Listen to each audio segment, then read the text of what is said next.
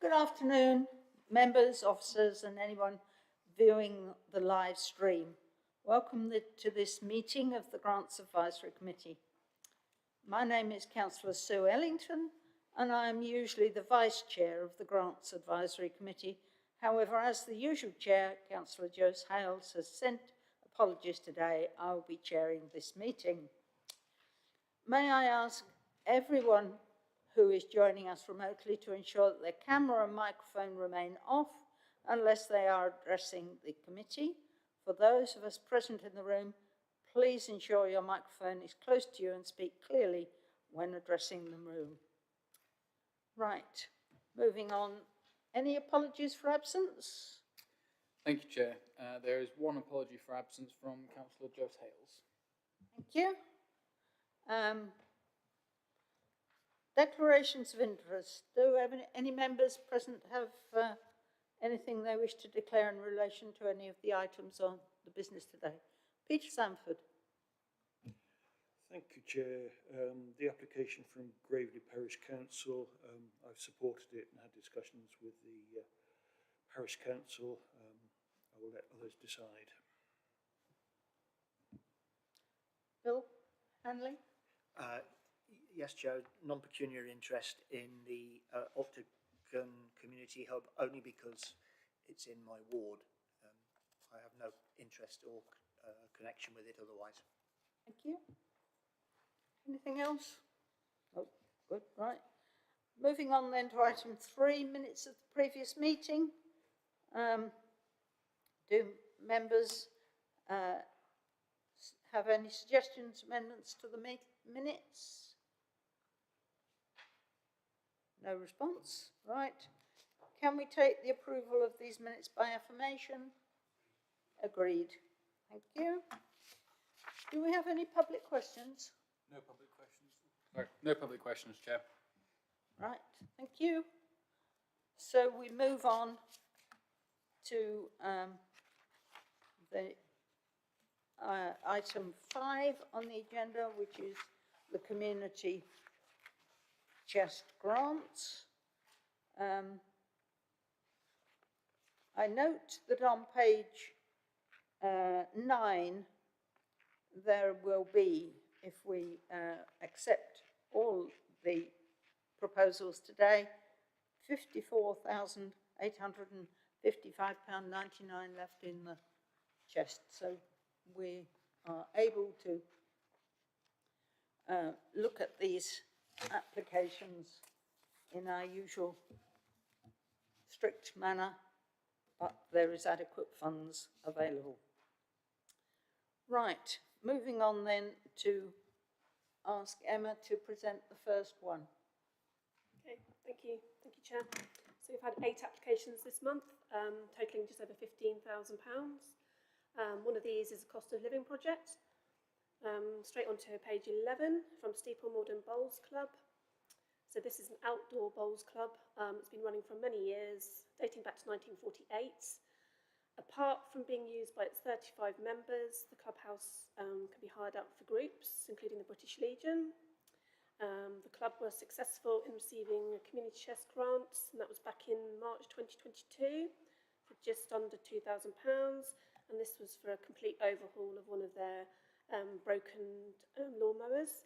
So this new application is for costs towards a number of energy efficiency measures. These being, they would like 1 electric storage water heater to supply the toilets, 4 digital panel heaters, 1 battery operated hedge trimmer and 10 LED strip lights. Total costs are £1,694, including VAT, all of which has been requested from the community chest. They've got a retired qualified electrician to carry out the electrical work for free. And just to note that there's also EV charge points at the front of the club.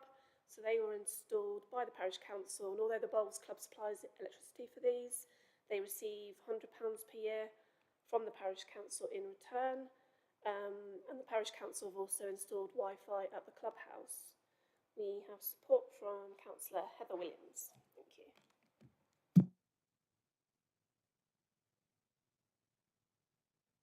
Can I just ask Emma to clarify? Is she happy that it is a community facility, a community asset, and not just a bowls club?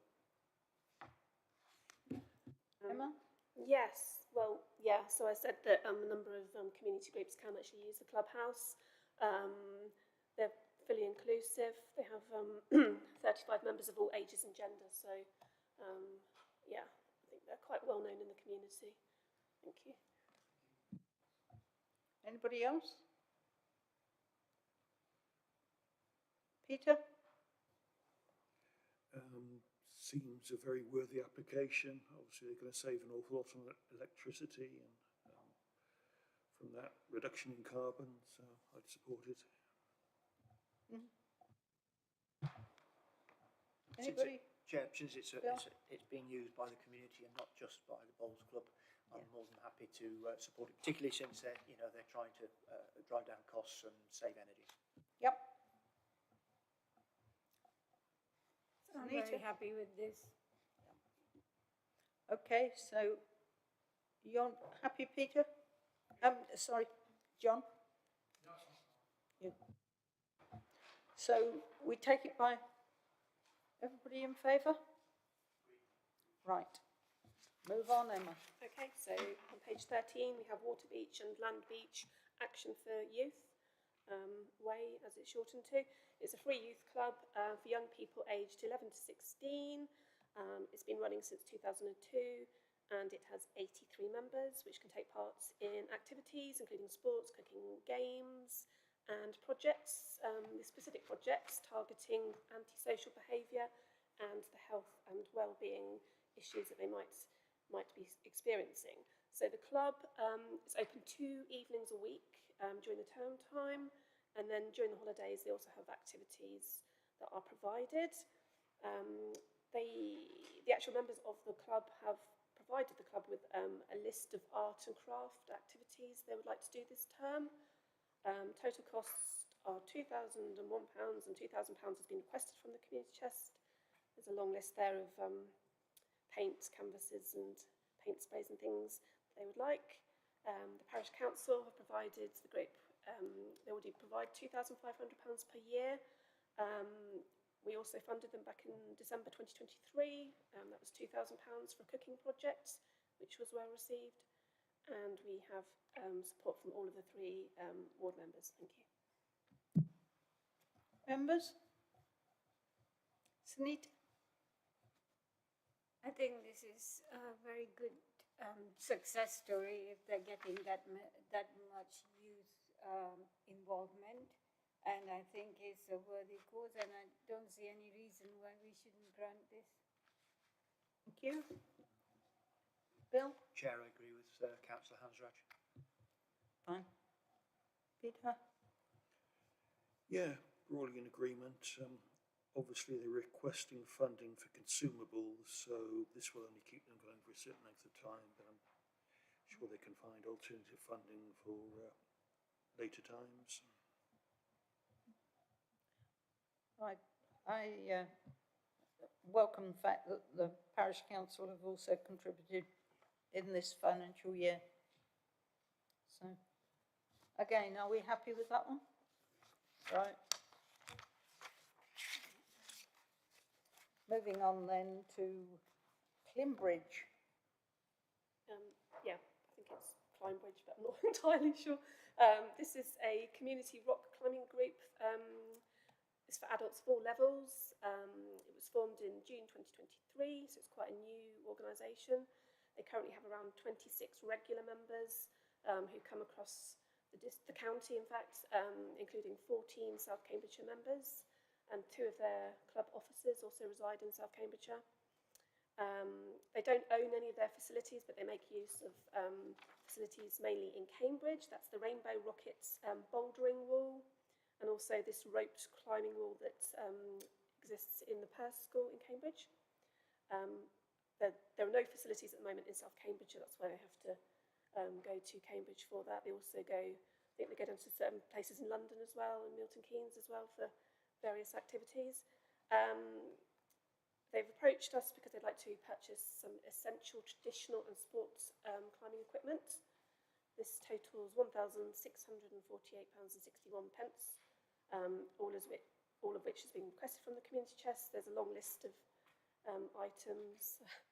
I don't think I can explain some of these, but some people might actually know what they mean. But it's various, obviously, ropes and things like that. So they're also hoping to explore further grants in the future. Thank you. Can I just ask, if they haven't got any facilities, where will this equipment be used and where will it be stored? Because it seems to me there's quite a lot of equipment there. My 15-year-old grandson does this all the time, but he's got a venue for it. And I just haven't seen, so it might be there and I can't find it, but they say they go to Milton Keynes and so on, but it's just, they want the equipment, which I understand, but I can't see where they're going to store it and have can they use that in other people's facilities, is really what I'm asking. I'm not sure of that one, actually. I mean, I'm assuming some of these items are quite small, like some of the nuts and the sort of the cords and ropes and things. It's obviously could be stored at, obviously in a vehicle, taken to the obviously locations, but I'm assuming that there could be some location, some storage at these facilities as well. I can obviously check. I rather think ropes generally are quite big, heavy, and can be quite cumbersome to move around. That was my only concern. Peter. Yeah, thank you, Chair. Do you have any more details about how this community group is constituted? It just says applicant lives in Hardwick, and as Sue's already raised concerns about where this will be stored. Is there a committee? Is it just one person? What's the arrangement? There is a committee, I believe. We've double checked. We've looked at their various websites as well. And Jane, my colleague, has actually spoken to them as well, I believe, and corresponded with them. They seem, and also they are affiliated with this this rock climbing, this organisation, the sort of British Mountaineering Council, BMC. So they do sort of subscribe to that. So that's their governing body. So I don't know if that sort of helps, but they do mention the committee actually here. I can see. There is a committee. Yeah. Bill? Just slightly nervous of this one for the same reason that you just mentioned, Chair. I mean, I know that a lot of these things are going to be relatively small and will fit in the back of a car, but there doesn't appear to be a base. I mean, the only thing that says a club based in Cambridge, and then there's a comment at as a growing club, they're in the process of spreading their reach to further villages outside of Cambridge. I just wonder if we could get more information on it, that's all. I used to, believe it or not, I used to climb myself, and I'd love to support it, but I'm just slightly nervous, and I'd be interested to know what Councillor Williams thinks. Yes, John. Listening to what you're saying, I wonder, Emma, if we could go back to them and just get some further information about actually who are these guys, and obviously we know Harvey, but how's the platform, and as you say, where will this equipment be kept? Microphone, John, sorry.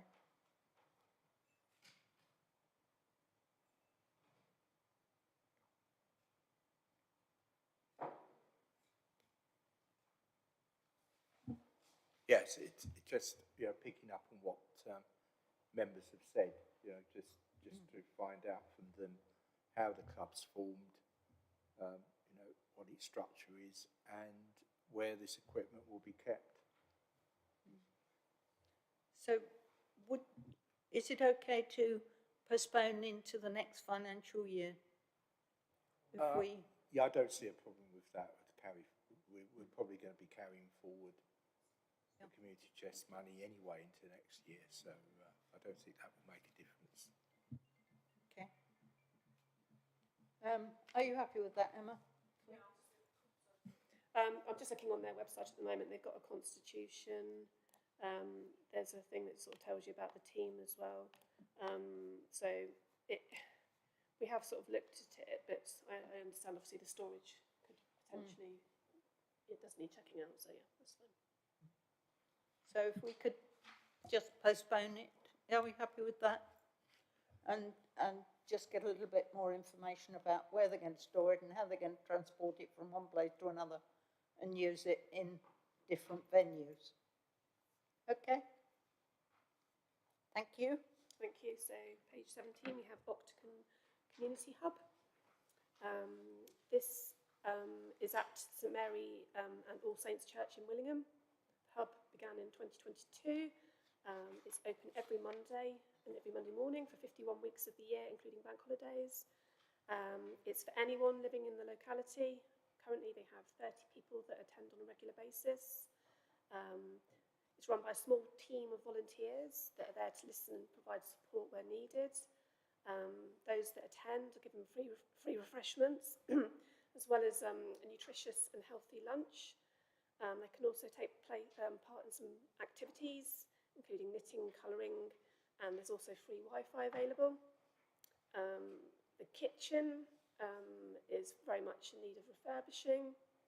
There's one small single sink for washing up, and they would like to install a small commercial dishwasher. This is rather good because it can obviously wash things very, very quickly and also sanitise crockery within 3 minutes. There's a picture there of the existing sink.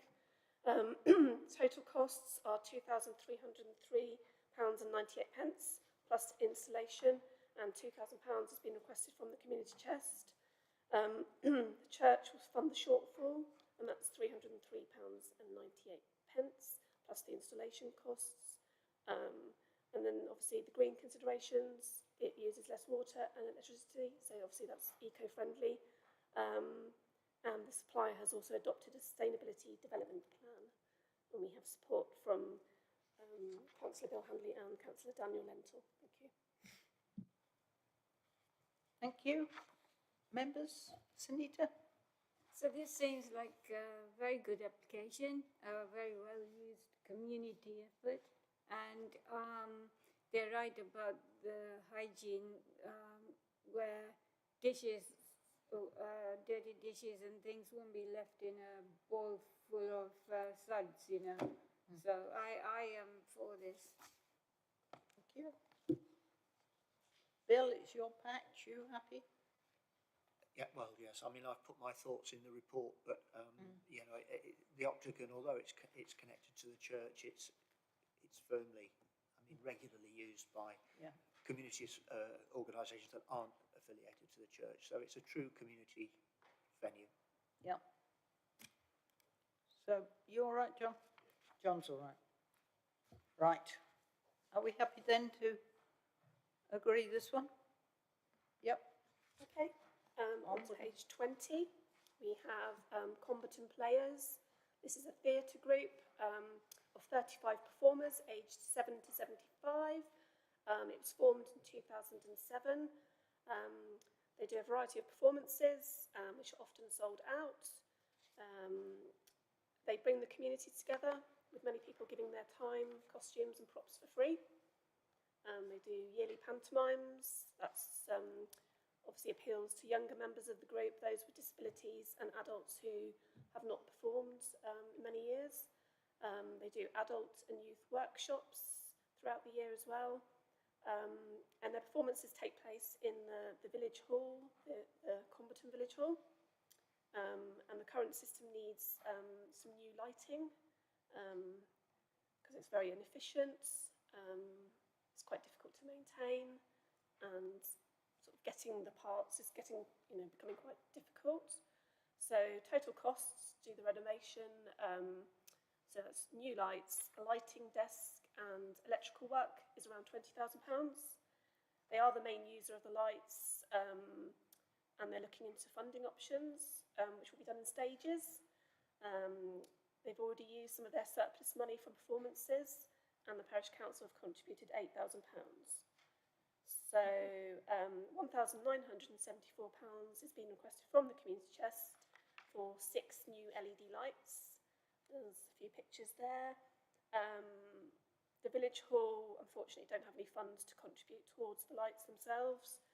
And since this report was published, we now have support from Councillor Dr. Lisa Redrup and Councillor Ariel Khan.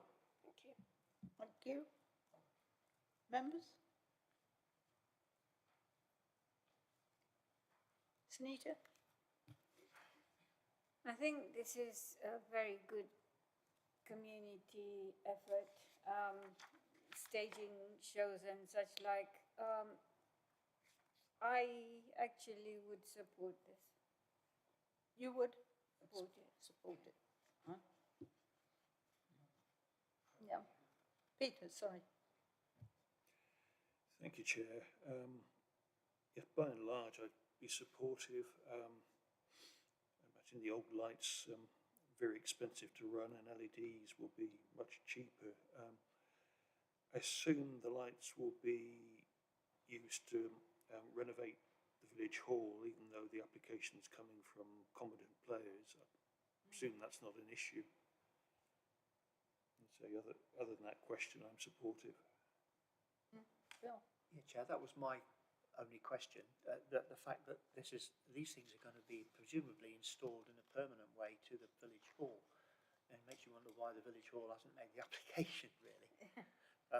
I can only assume that they will be in situ, but they will be usable by other organisations if necessary, and they're not going to take them down.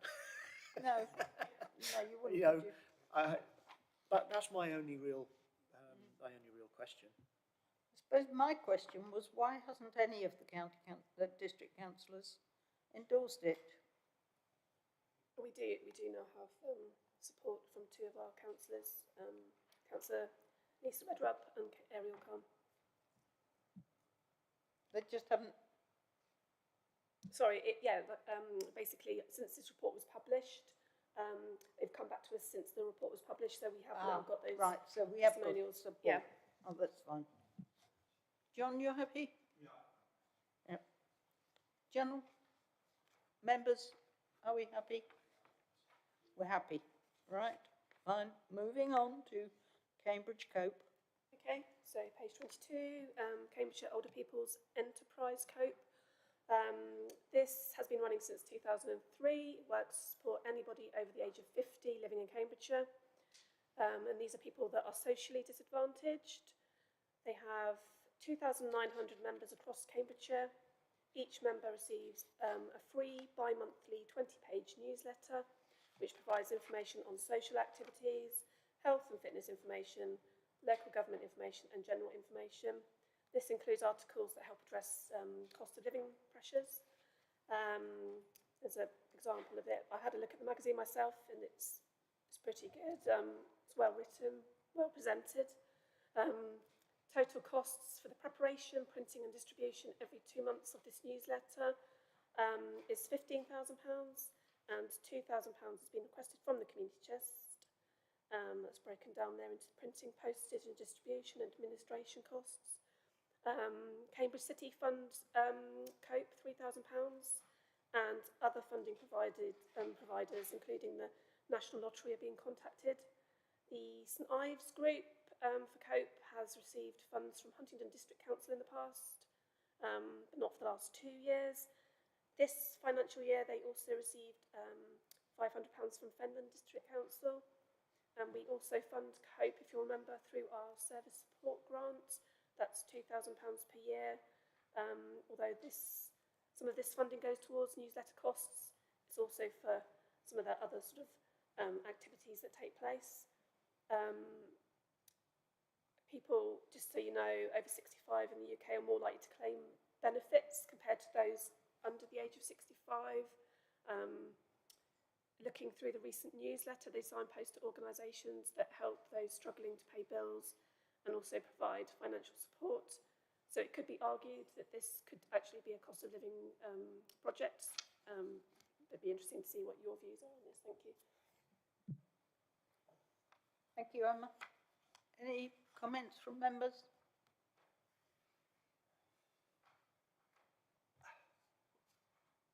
Bill. On the face of it, it looks to be a good it looks to be a good thing. We're already funding it to the tune of £2,000, I think, a year. I'm trying to figure out if there's a specific item that it's going to go to. Have I missed it? It's not just going into the general fund. Emma, could I ask Emma to Yes, certainly. tell us that? Yeah, certainly. It's for printing, postage and distribution and administration. It's basically going to cover some of that for the newsletter itself, specifically for the newsletter.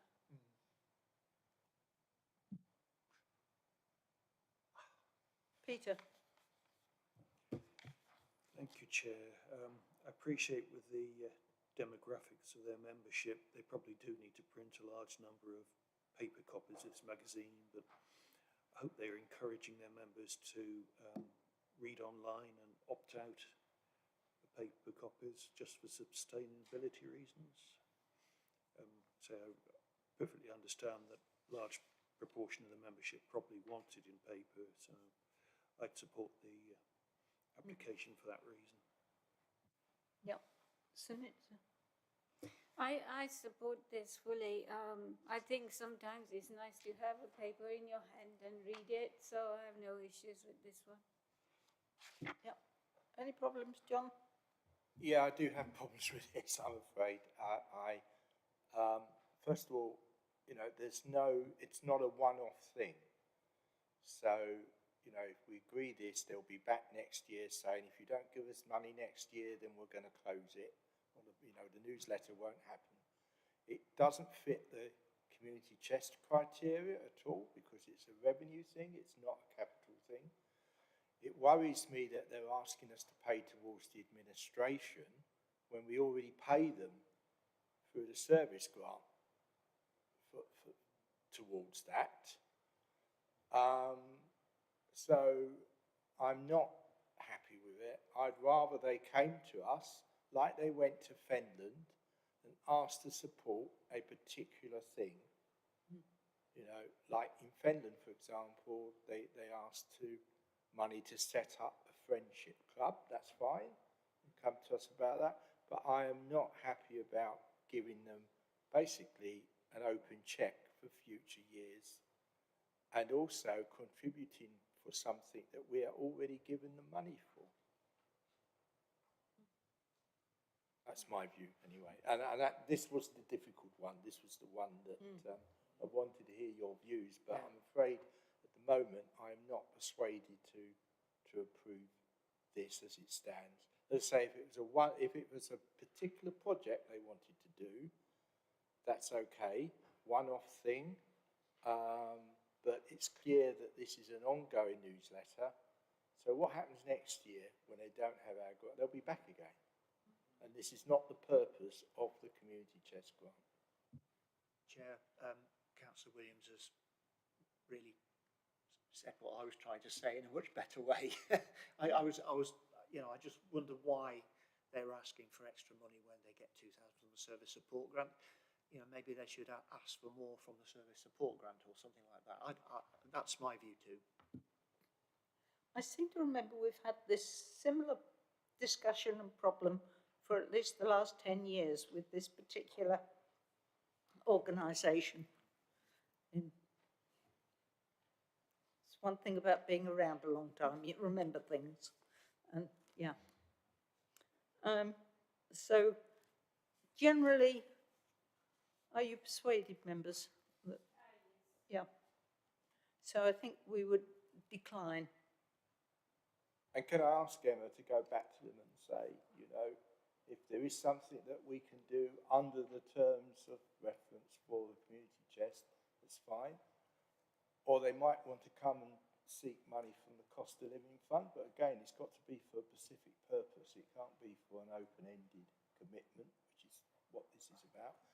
And finally, they might want to come and ask for a service grant next time they apply, which this comes up next year, doesn't it? Service grants. So yeah, we are reviewing it. Yeah. So that's the opportunity for them to come and ask us for ongoing revenue support. Just quickly to note that the cost of living stream does include revenue for the community chest, does include revenue costs. I know that they approached us because obviously the funding sort of difficulties at the moment. I did suggest to them to sort of come to the community chest and show that they obviously knew the criteria, but maybe it wasn't clear. Maybe it wasn't clear enough, but yeah. Okay. I think the cost of living thing though is for a specific. No, there's a little thing saying that revenue costs can be included in the cost of living projects. Right. So. But that's an ongoing thing. But as a, for example. Right. Okay. Yeah, I'm not very happy about. I have to say, given that they're also asking us for a contribution for overheads in terms of administration, office and staff for a newsletter. How much office do you need for a newsletter? I mean, it is a bit cheeky, really, isn't it? So I'm not at all happy about this.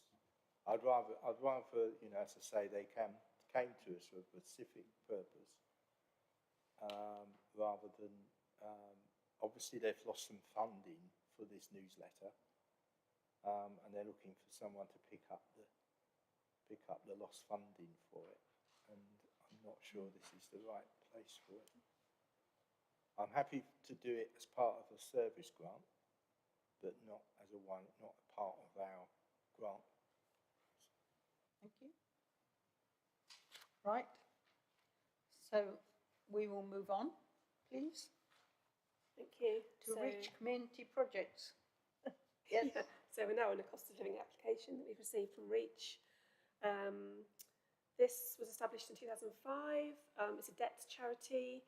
They aim to relieve and prevent poverty whilst tackling the causes. So that's debt counselling, budgeting, money management support, financial assistance with basic costs, preventative money management lessons, that's in local schools.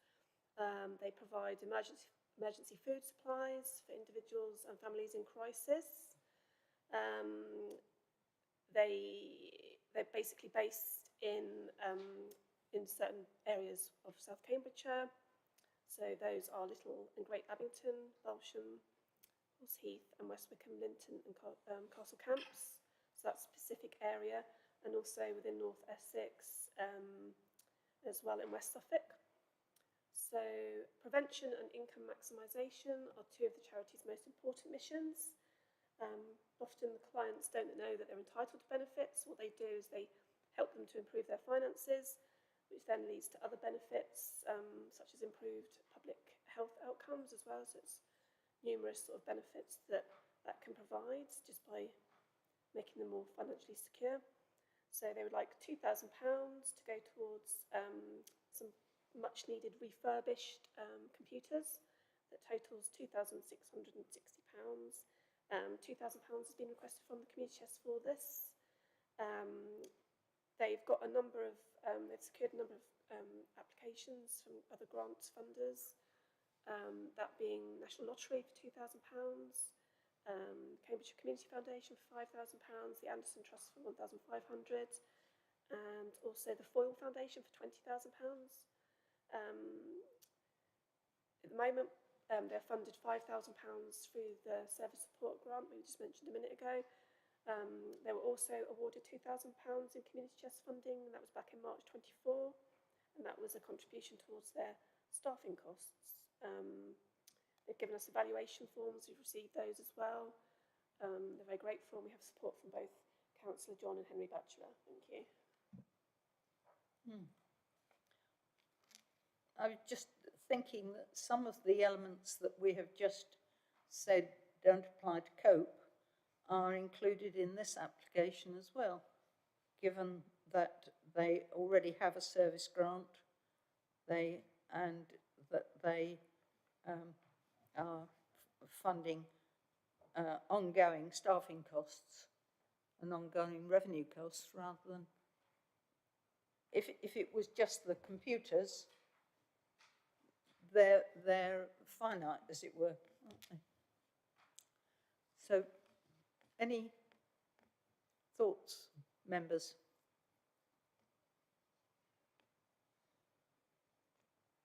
Peter?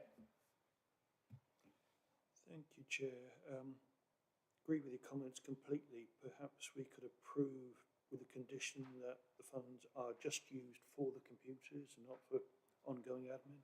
Mm. It seems like a worthy cause otherwise.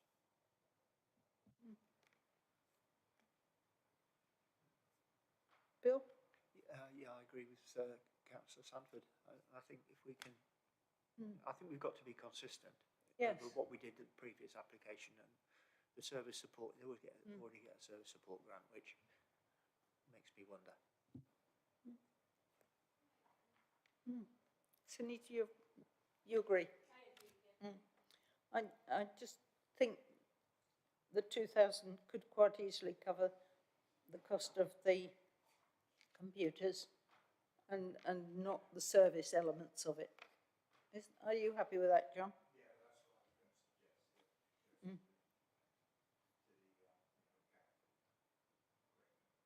suggest. Yep. Okay, Emma. Thank you. Thank you. So this is the last one today. We have a deferred application. This is from Cottenham Village College, which is part of the Astria Academy Club, Academy Trust, sorry. So they're using an organisation called the Sustainable Schools Project Limited, and they are sourcing funding for an outdoor all-lit, flood-lit sports pitch, 3G pitch, you might know it as. This sports pitch will be used by the students of the school during the day, and also the centre school as well, and it'll be open to the community in the evenings and the weekends. They've had a planning application that's been approved, which is great. Sustainable Schools Project have come back to us, and they have said that they've secured a large amount of funding, which is great, and that's from the Football Foundation, and that's for £646,000 and £43. This also is for the changing rooms at the Village College as well. There's still a sizable shortfall remaining, and also the pitch will be completed by September of this year. So they've come back to the community chest to see if we could have a look at it again. Thank you. Thank you. Members? Bill? Oh, Why are you picking on me, Chair? because you were sitting there going, Yeah. can't It's another one that causes me some hesitation that, you know, we're going to be putting community chest money into something, you know, much, much bigger project. And if they'd come to us and said, I know we need some goals, I think we'd probably just nod it through. That would be I would have preferred to see that, you know, to say we've got a big project, but we, you know, would you support us and find some goals for the pitch? I would have been much more comfortable, but so I'm sitting on the fence a bit.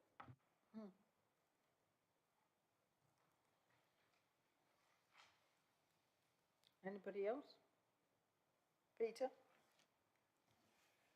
Yeah, like Bill, I'm also sitting on the fence. I mean, it's a worthy project, but with just £2,000 into nearly £1 million, there's at least one strange item on their accounts: heat pump removal, £40,000. Okay, I'm interested to hear about that. Most places are installing heat pumps at the moment, not removing them, but Not convinced. No, the bit I found confusing was this project will also involve the formation of a community boot bank and will generate an operating surplus which will include a £27,000 annual contribution to the pitch replacement fund, which will be required in 10 years' time. Well, it's not quite what we normally fund 10 years ahead. What do you think, John?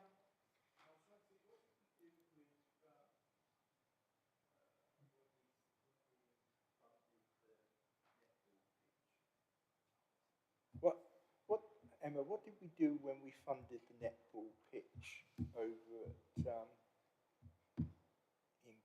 Impington? Was that for a specific thing? Oh, that came out of a different pot though, didn't it? That came out of the, yeah, that came out of a much bigger pot, didn't it? So that was 15,000, wasn't it, out of a different pot?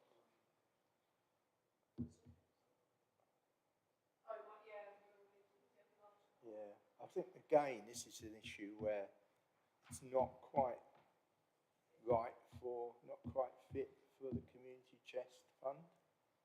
If they had some, I think as someone has said, Peter has said, I think if they had said we want to buy some goalposts and stuff or equipment for the new pitch, that's one thing, but actually contributing to something that's well over £500,000 project, which isn't specific.